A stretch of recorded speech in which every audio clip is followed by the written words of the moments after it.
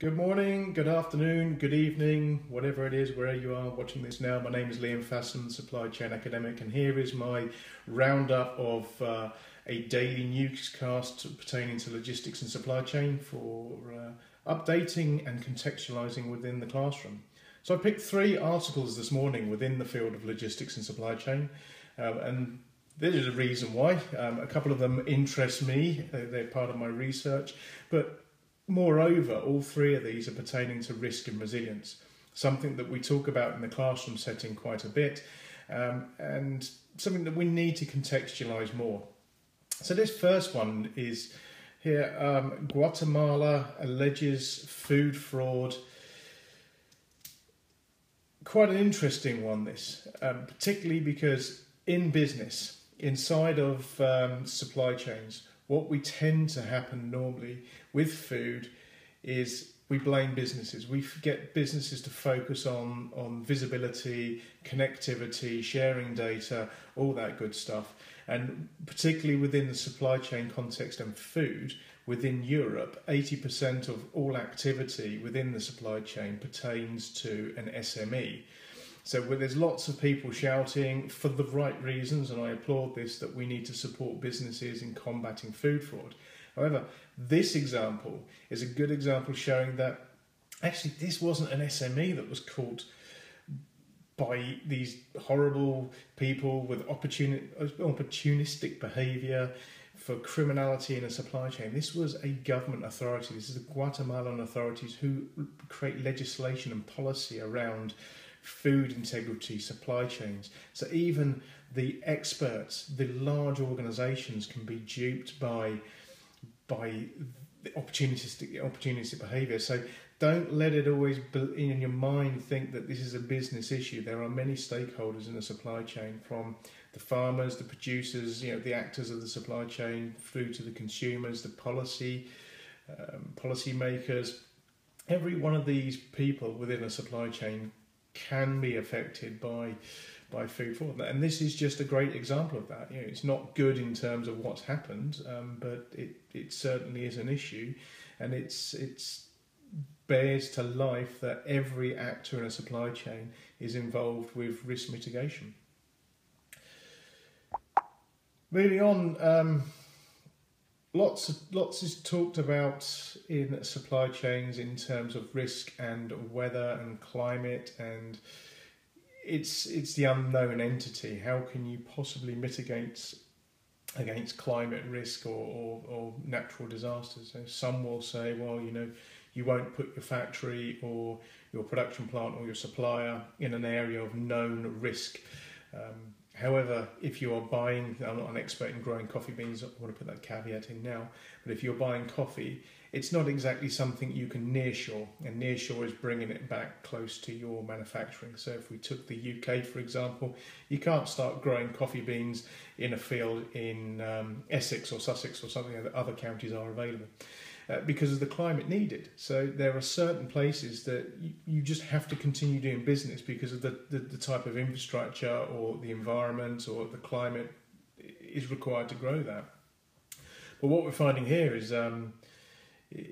the climate change that lots of people have talked about over time, and science is actually having a detrimental effect on the coffee business.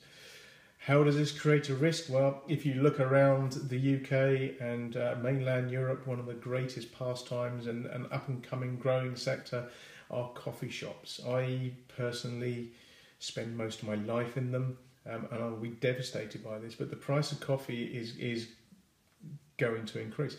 Now, this isn't, why did I pick this? Because coffee is close to my heart. I drink a lot of coffee. I enjoy a cup or 2 or 3 per day. This isn't just about coffee. This has a wider context to other commodities within the food supply chain.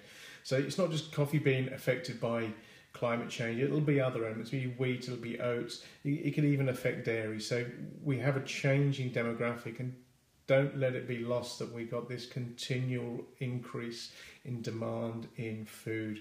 It's purported by 2050 that there'll be a 30% increase required. That's not that far away. It's also crops, ability to grow crops is becoming harder because of climate change. Demand is continually increasing. what I would call the perfect storm.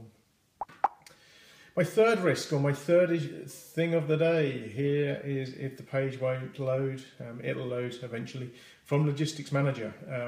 You may or you may not have seen some of the musings in the press, TV even hit, so logistics doesn't often get the TV.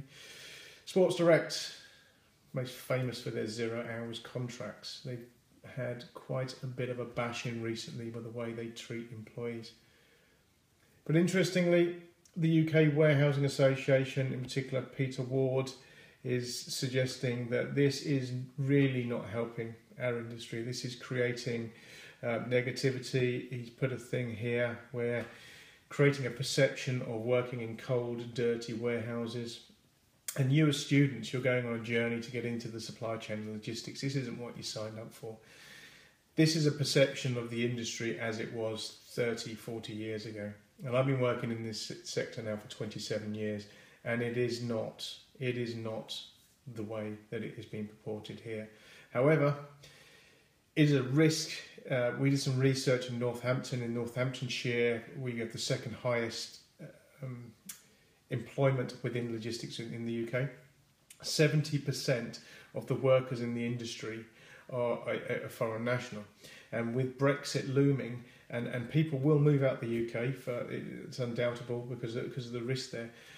We don't have a skill set to backfill, and with elements like this, bits of news like this, where the industry is being purported in a bad light, it's not helping with career choices, especially at schools. If you think about children making choices with their career, are they going to want to work in logistics after seeing some of the headlines, quite sensational, some of them, about Sports Direct and work in the logistics industry, or are they going to look for other industries where it has more a sexy allure and appeal to them?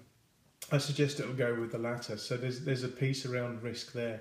So there were three things today, three elements of risk. Food fraud, yeah, we see that affects every actor in the supply chain. Pricing of commodities going up because of climate change, another risk, and logistics skills. Three different risks, but three risks that are integral to every part of business. So that's my three things of the day. I'll leave you to whatever you're doing. I'm off for a coffee myself. I'll touch base with you in a couple of days with another 3 articles of things that are going on in the supply chain. Wish you all the best. Bye-bye.